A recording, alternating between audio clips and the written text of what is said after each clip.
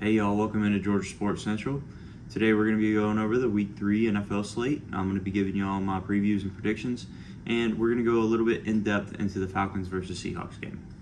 So first things first, last night the Browns played the Steelers and won 29-17. I can't give my pick for that game. I did see George Pickens had an outstanding catch. I think he's going to become more and more involved as the season goes along. So starting with our 1 o'clock games. The first one, Chiefs are playing the Colts. The Chiefs are going to win this game. I don't think it's going to be particularly close. The Colts are coming off a big loss to the Jags where they didn't score a point. Granted, they had some weapons out, but I just don't see the Colts putting up any sort of fight against the Chiefs. Moving on to the 1 o'clock game, the Bears versus the Texans.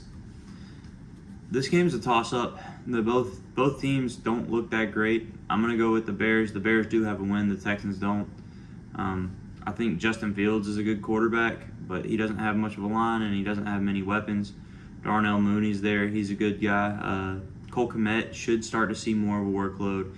He's been kind of overlooked these first couple of weeks. So I'm going to go with the Bears in this Week 3 game. Our next 1 o'clock game is the Saints at the Panthers. This is an NFC South division matchup.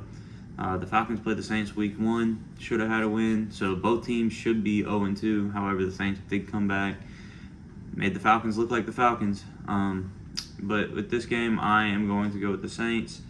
Baker has DJ Moore. They have Christian McCaffrey if he can stay healthy. But Jameis and the Saints did look really good against the Falcons there in the fourth quarter. I think the Saints will pull this one out. The next game is the Raiders at the Titans. These teams are both 0-2. These teams are both looking for their first win. I think Malik Willis gets more time this week for the Titans. I think Derrick Henry has more of a workload here against the Raiders. But I think the Raiders pull it out. I think Derek Carr is going to have a great game. I think Devontae Adams is going to have his best game of the year. I think the Raiders are going to pull it out in Tennessee. The next game we have is the Bengals at the Jets. This is also at 1 o'clock. I think the Bengals are going to go into New York and they're going to win. The Bengals are 0-2. They're coming off 2 tough losses, but I think they get the job done here and beat the Jets for their first one of the year. The next game we have is a battle of unbeatens. Bills at Dolphins. I think the Bills are going to win this game. Tua has played very well. Tyreek and Jalen have been great weapons on the outside, but I don't see that continuing. I think the Bills have a good enough defense to affect Tua, and the Bills' offense is just looking unstoppable this year. Josh Allen to Stephon Diggs is an absolutely crazy combo, and I think the Bills pull it out. The next game on the slate is the Eagles at the Commanders. The Eagles are 2-0. Washington's 1-1. This is another division matchup. It's a rivalry game. I think the Eagles are definitely going to pull this out. They've looked much stronger to this point of the year.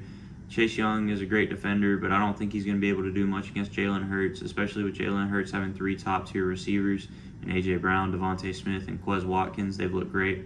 I would expect Goddard to get some good reps in this game, so I think the Eagles will pull away with an easy win. The next game we're going to cover is the Lions at the Vikings. They're both 1-1. Minnesota's coming into this game off a tough loss where they didn't do much on offense, and the Lions are coming into this game off of a win. I have one guy on each of these teams in my fantasy team. I have DeAndre Swift from the Lions, and I have Justin Jefferson from the Vikings. I hope both of them do well, but my pick is the Vikings. I think the Vikings are going to win.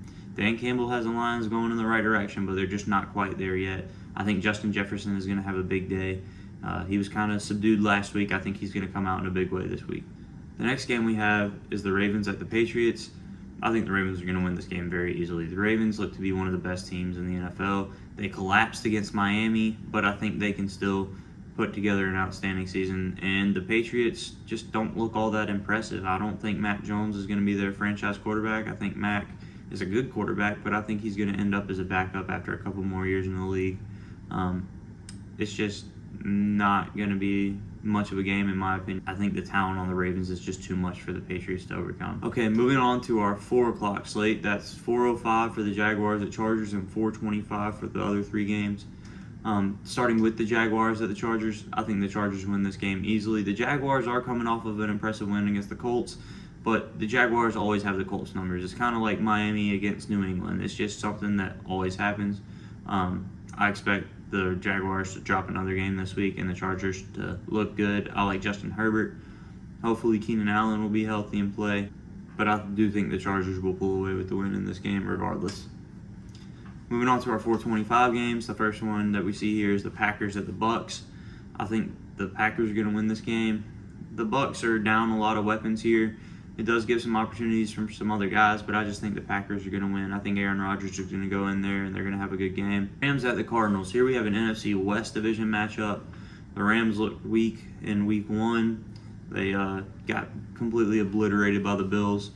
And then the Cardinals are coming off an overtime victory versus the Raiders. The Rams did beat the Falcons last week, but they didn't look as impressive as you would have thought coming into the season. My prediction here is that the Rams are going to win. I think the Rams have too much firepower to lose. I think Cooper Kupp's going to have a good game, and that defense is still very good. Jalen Ramsey is going to be able to lock up whoever they throw at him. I think the Rams will pull away with the win. The next game is my game. It's the Falcons at the Seahawks. Unfortunately for the Falcons, I just don't see many wins this year. This is one of our possibilities. The Seahawks did beat the Broncos early on, but they've got Geno Smith at quarterback. DK Metcalf has not had a great season. Tyler Lockett hasn't done all that much. I really think this is one of the games the Falcons can win if they're going to win a game. With that being said, I am going to go with the Falcons for this game. I think Drake London continues to improve. I think there's more attention on Drake London, and Kyle Pitts is going to have a better game this week. Cordero Patterson should get some more touches, and A.J. Terrell is a lockdown defender, so whether they put him on Lockett or Metcalf, I think he's going to be able to lock them up, and the Falcons will pull away with their first win of the season. The next game we have is the 49ers at the Broncos. This is our 8:20, our Sunday night football game on NBC. The 49ers traveled to Denver. Denver looked rough in the first game against Seattle, but they bounced back last week. I think the Broncos are going to pull away with a win. I really like Courtland Sutton.